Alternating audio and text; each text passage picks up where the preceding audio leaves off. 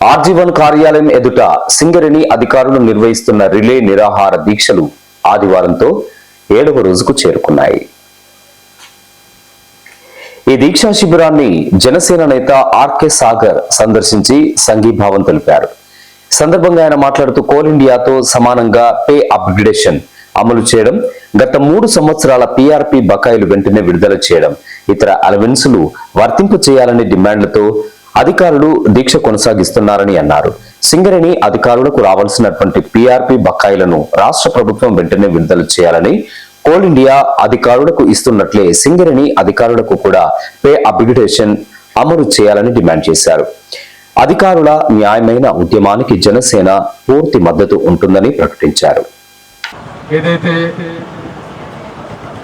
ఇక్కడికి వచ్చి సంఘీభావం తెలియజేయడానికి నేను నాయకులుగా కంటే ఆర్టిస్ట్గా కంటే ఒక సింగరేణి బిడ్డగా వచ్చి సంఘీభావం తెలపడం నాకు మనస్ఫూర్తిగా అది నా బాధ్యత అని ఫీల్ అయ్యి వచ్చాను తప్ప నాయకుడుగాను యాక్టర్గాను రాలేదు.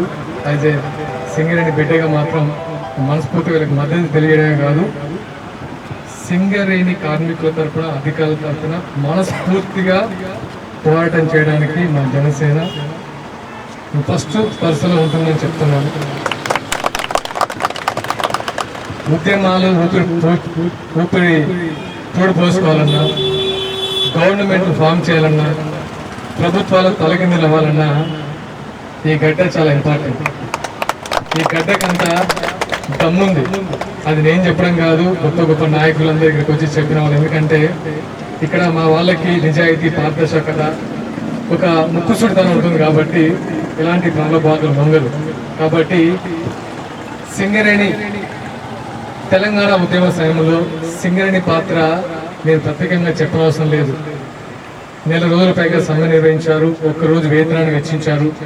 అండ్ సమ్మె ఉధృతమైంది, ఉద్యమం ఉవ్వెత్తున ఎత్తుకుందంటే దానికి కారణం ముఖ్యంగా సింగరేణికే ప్రథమ స్థానం ఇవ్వాలని నేను కోరుకుంటున్నాను.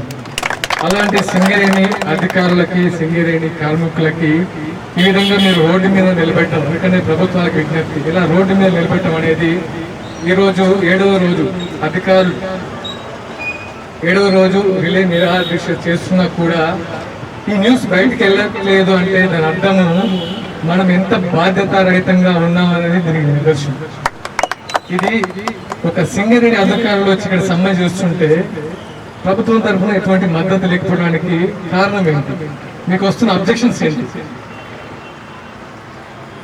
ఇన్ని రోజులు ఎలా ఉన్నా సరే సింగరేణి గురించి తెలుసుకోవడం మాత్రం ఇక్కడికి వచ్చి రకరకాల మంది వచ్చి ఫోటోలు దిగుతారు, అదెక్కుతారు, ఇదెక్కుతారు, హెల్మెట్లు పెట్టుకుంటారు. కానీ అసలు సింగరేణి అంటే ఏంటి?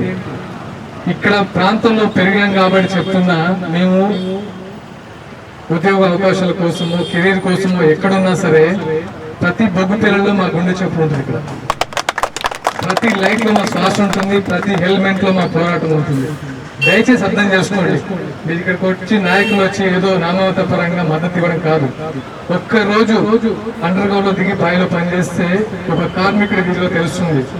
అధికారులు ఎంత అప్రమత్తంగా ఉంటే అంత సేఫ్టీ కార్మికుల్లో ఉంటుంది. అందరికీ తెలిసిన విషయం. ఎందుకంటే ఇక్కడ చాలా మంది సర్వే ఆఫీసర్స్ ఉన్నారు, సేఫ్టీ ఆఫీసర్స్ ఉన్నారు. ప్రతి కార్మికుడు లోపల ఏం చేయాలన్నా వీళ్ళ సేఫ్టీ మెజర్స్మెంట్ వల్ల వాళ్ళు సంతోషంగా లోపలికి వెళ్ళి బయటికి తిరిగి రాగలరు.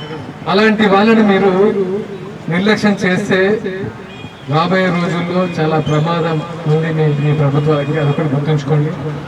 అంతేకాదు వాళ్ళు అడుగుతున్న డిమాండ్స్ చాలా చాలా అర్థవంతంగా ఉన్నాయి. పిఆర్పి, పర్ఫార్మెన్స్ రిలేటెడ్ పే, అది 2023 నుంచి ఇప్పటివరకు అమలు చేయడం అనేది నిజంగా దురదృష్టకరం. కొత్తగా ఏర్పడిన ప్రభుత్వానికి మరొకసారి విజ్ఞప్తి చేస్తున్నారు వాళ్ళు డైరెక్ట్ గా.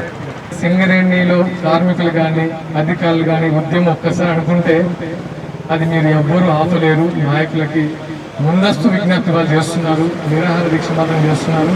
11వ తారీఖు వరకు వాళ్ళు